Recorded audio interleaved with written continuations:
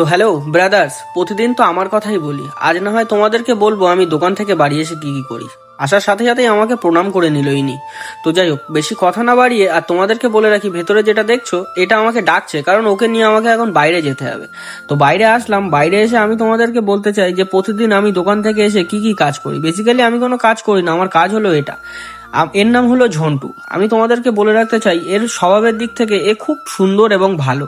আর তার আগে তোমাদের বলতে চাই, এই যে কুকুরটা দেখছো এর নাম কালু, কারণ ভ্যাবলা আর ময়লা খোলার মধ্যে যত কুকুর, ছেলে কুকুর আছে সব ওর বয়ফ্রেন্ড। তো যাই হোক, তারপরে ওকে নিয়ে আমি ঘুরছিলাম, ও রাস্তা মাপছিল। ও বাকিটা তোমরা সবাই বুঝতেই পারবে। তো যাই হোক, তারপরে আমার সময় হয়ে গিয়েছে আরেকজনকে দেখানোর। আমার কিন্তু কুকুর একটা না, আরেকটা। তো এর নাম হচ্ছে বল্টু। এর কাহিনীটা একটু আলাদা। ছোটবেলায় একবার ওকে আমি ভ্যাকসিন করেছিলাম, তারপর থেকে ও দুটো পাই প্যারালাইসিস হয়ে গিয়েছিল পিছনের, খুব কষ্ট পেয়েছিল। তো যাই হোক, তারপরের থেকে ওকে আমি কষ্ট করে মানুষ করেছি।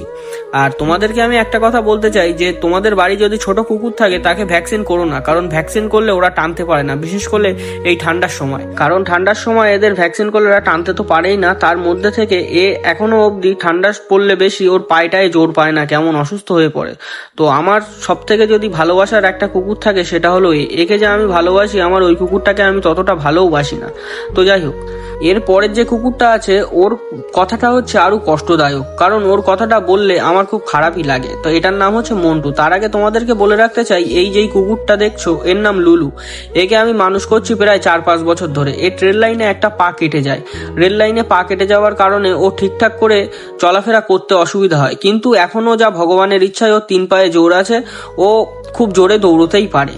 তো ব্যাপারটা হচ্ছে, কোনো এক সময় ট্রেন লাইনে ওর পাটা কেটে যায়, কেটে যাওয়ার পর ওর মাথা ফেটে মাথার থেকে ঘিলু বেরিয়ে যায়। আর বলতে পারো যে ওর পা কেটে যাওয়ার পরে ওর পায়ে আমরা অন্তত 35-40 হাজার টাকা খরচা করেছি। আমি না, আমার 2-3টে বন্ধু মিলে। ওকে আমরা অনেকবারই ভেবেছি যে ওকে ছেড়ে দেবো, কিন্তু ছেড়ে দিয়ে কোনো লাভ নেই, কারণ ওকে ছেড়ে দিলে ও না খেতে পেয়ে মরে যাবে। কারণ ও অন্য জায়গায় গেলে ওকে অন্য কুকুর হয় কামড়াবে, নাহলে অন্য কারুর বাড়ি গেলে তারা ওখান থেকে ওর মেরে ধরে বার করে দেবে।